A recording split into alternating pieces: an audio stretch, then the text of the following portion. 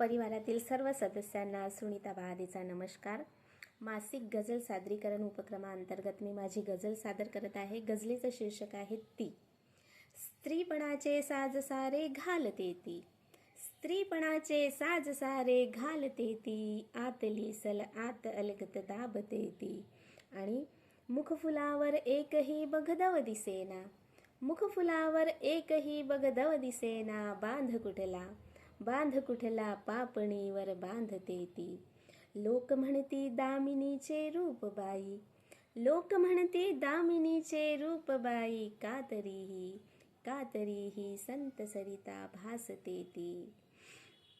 एक प्रेमळ हाक यावी सांजवेळी, एक प्रेमळ हाक यावी सांजवेळी, प्रेम आणिक काय तुझला मागते ती.